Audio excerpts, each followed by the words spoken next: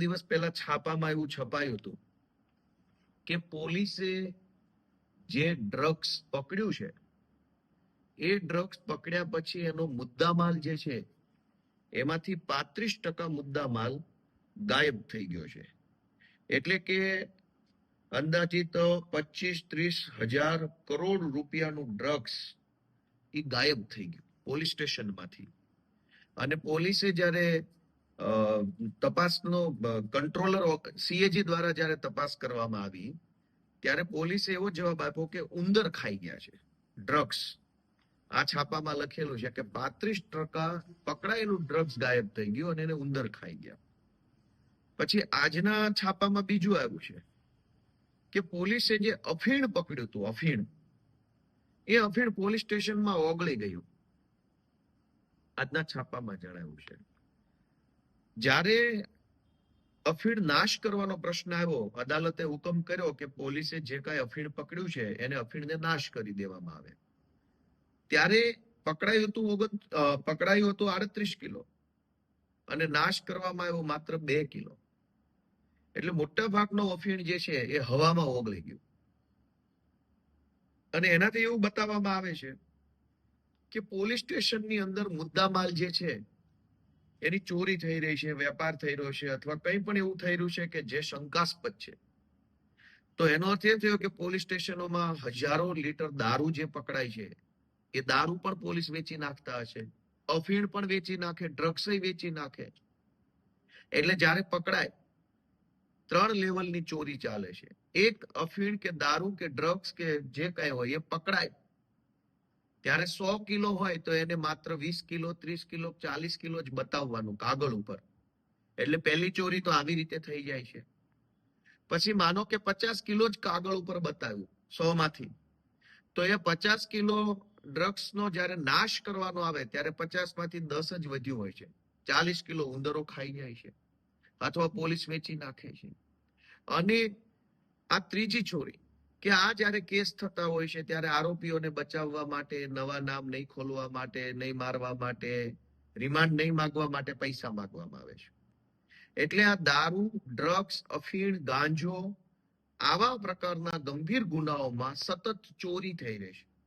હવે police સ્ટેશનેથી drugs જો ઉંદર ખાઈ જાય તો માત્ર ડ્રગ્સ પૂરતું નથી, પોલીસ સ્ટેશને પડેલી ગાડીઓના ટાયર પણ ઉંદર ખાઈ જાય છે. સારી મોંઘી ગાડીઓના સીટના કવર પણ ઉંદર ખાઈ જાય છે. ઉંદર ખાઈ જાય છે એનો અર્થ એવો થયો કે વેચાઈ જાય છે ટૂંકમાં. પણ આપણે એવું ના જાહેરમાં બોલાય ઉંદર ખાઈ જાય છે, કેમ કે ગૃહમંત્રી બહુ કડક સ્વભાવના છે, અત્યંત સ્વભાવ એમનો કડક છે. અને આપણા ગૃહમંત્રી કોઈ ગુનેગારને ક્યારેય છોડવામાં માનતા નથી. એટલે આપણે એવું ન કહેવાય કે ચોરી થઈ જાય છે અને પોલીસ વેચી નાખે છે. આપણે એમ કેવું છે ઉંદર ખાઈ જાય છે, 2 પગવાળા કાઉન્સમાં, જેથી કરીને ગૃહમંત્રીનું થોડુંક માન સચવાય. અનેક વાહનો જે પોલીસ સ્ટેશને પડ્યા છે એના કાચ, એની સીટો, એના કવર, એના સ્ટેરિંગ વ્હીલ, એના ટ્યુબ, ટાયર, એન્જિનના મહત્વના પાર્ટ્સ પણ ઉંદર ખાઈ જાય છે. પોલીસ સ્ટેશનોમાં રહેલા અનેક મોબાઈલો પણ ઉંદર ખાઈ જાય છે. આપણે એમ ન કહેવાય કે વેચાઈ જાય છે, ચોરી થઈ જાય છે, ઉંદર ખાઈ જાય છે એમ બોલવાનું. ડ્રગ્સ ઉંદર ખાઈ જાય, દારૂ ઉંદર ખાઈ જાય, અફીણ હવામાં ઓગળી ગયું. કોર્ટે એવું કીધું કે તમે જેટલું અફીણ પકડ્યું છે એટલા અફીણનો નાશ કરો, તો 29 કિલો અફીણ હવામાં ઓગળી ગયું, ઓછું થઈ ગયું. હવે આ બધી ઘટનાઓ બને છે તેમ છતાંય સરકાર જે છે એ તમાશો જોઈ રહી છે. હવે પોલીસ પોતે મુદ્દામાલનું ડ્રગ્સ વેચી નાખે, મુદ્દામાલનો અફીણ વેચે, મુદ્દામાલનો દારૂ વેચી નાખે, એનાથી ગંભીર ઘટના ગુજરાતમાં હોય શું? બુટલેગરો દારૂ વેચે એ તો ગંભીર બાબત છે, પણ બુટલેગરને દારૂ વેચતા પકડ્યો, એની પાસેથી જે જથ્થો આવ્યો એ સરકારે જમા લીધો ને જમા થયેલો જથ્થો વેચી નાખે તો કેટલી ગંભીર બાબત કહેવાય.